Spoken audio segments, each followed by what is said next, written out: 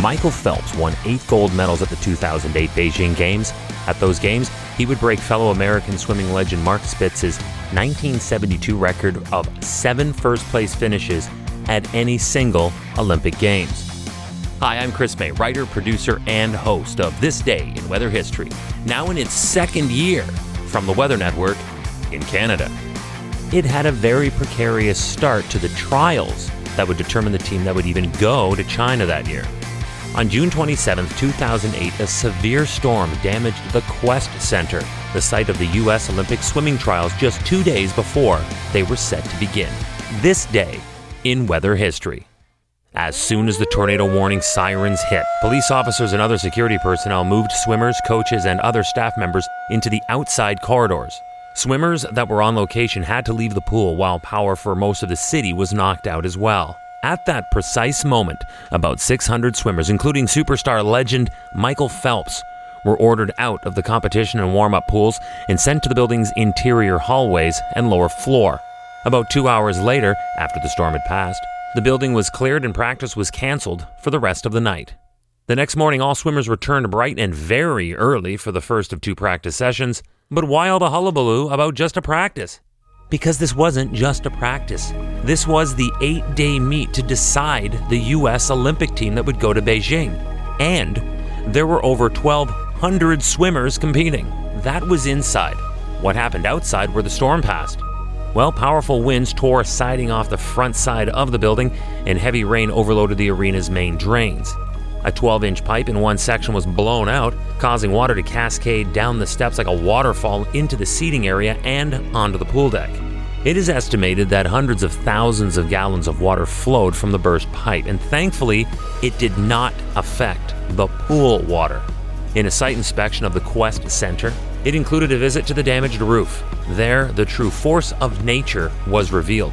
They discovered huge blocks of hail that had melted together, and that was what came tearing through the roof. It was decided then that the front of the building would not be fully repaired until after the trials had completed. Welcome to year 2 of this podcast. Right now, you're listening to the full version of today's story on your favorite podcast provider. But there's also the daily podcast video short.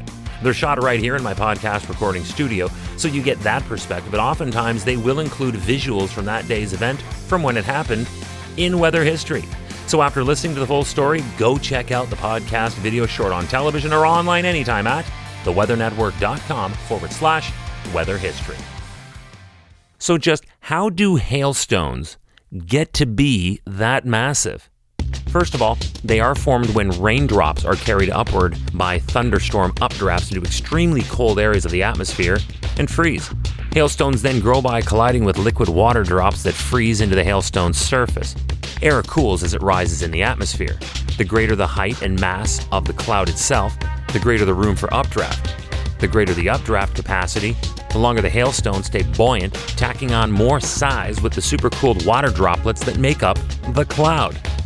On the way out of the cloud to the surface, there will be some melting as they reach terminal velocity.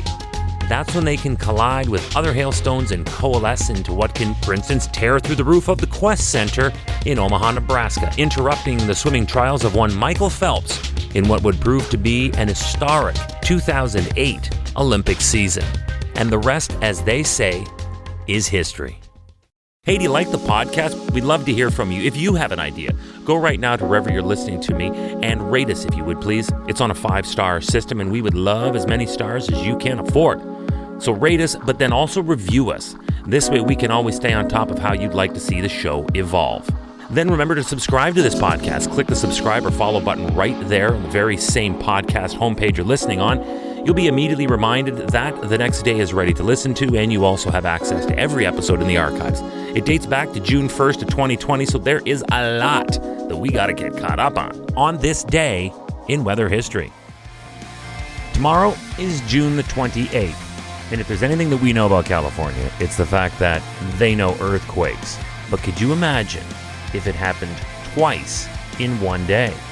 That is the story that we'll be following tomorrow, right here on This Day in Weather History with me, your host, Chris May.